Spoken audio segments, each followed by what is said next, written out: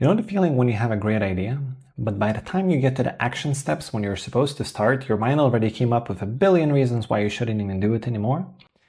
Having faced this situation a number of times, I wanted to share everything I found, why this happens, what can you do about it, and what hidden superpower you have in you already now, and you can use it in this type of situations. So let's begin. So why is it so hard to start? Back in my day, I studied neuroeconomics, which was basically a very fancy way of saying that it was a course designed to look at behavioral patterns from the brain applied into business-like settings. Now, if you take away the business part, the decision-making parts are still the same. So in particular, there's two parts of the brain that is worth to look at when it comes to starting. So one is the prefrontal cortex, and the other one is the amygdala. Now, the reason why I'm pointing out these two parts of the brain in particular is that the PCF is central to cognitive control. It's the part that helps you to plan ahead and understand that there's a need for habitual responses or a shift in behavior to achieve certain things. As compared to the amygdala, which is your emotional alarm and threat detector, it indicates that there are certain actions that will be risky or there's perceived risk coming towards you.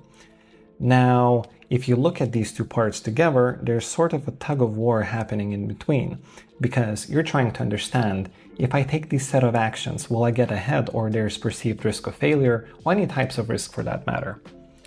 Now, when it comes to the brain, it's way more complicated than that. And this is just the small bits and pieces of information that helps to understand why is it so hard to start. But now let's have a look, what can you do about it to finally get going and start doing that thing that you wanted to do.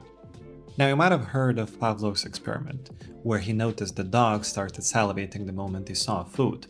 His idea was that you can take this unconditioned stimulus and replace it with a conditioned stimulus which would alter the response that you have. So he did this experiment long enough where he would always introduce a bell every time he brought food to the dog, which in the end led to dogs salivating the moment he rang the bell. So similarly to this, you can create a repeatable cue, such as having a specific type of music that you always put on when you're working, or maybe there's your favorite trainers that you always work out in, so you put them in a visible place, so every time you see it, you want to go and work out. Ideas that are sort of similar to this one are further explored in Cal Newport's book, Deep Work, where essentially you try to set up some sort of rules, what you consider as deep work, you eliminate all distractions, all social media, and you focus on high cognitive load tasks that are adding value to whatever work that you're doing. Another great methodology is to reduce friction to the bare minimum. And an experiment that was done to support this claim was a more architectural one, where they placed stairs in comparison to elevators to be more accessible, more lit, in a more central location. As a result, people chose to take the stairs instead of elevator simply because it was more accessible. Now, in the book Atomic Habits, written by James Clear, they take these ideas even further. So on top of making it easy, on top of having a reward for the action that you take, they also add a few more things where it becomes very obvious what you're doing and you make that habit even more attractive. Now, last but not least, creating something even if it's not perfect. Parable of the Potter class. This was an experiment done where the teacher split his whole class into two groups, and group A was going to be judged on a single piece that they produce, and they're only allowed to do one, where group B was judged on one piece of as many pots as they want. Now you can already imagine which group won based on the importance of repetition. And similar ideas are discussed in the book, The Courage to be Disliked.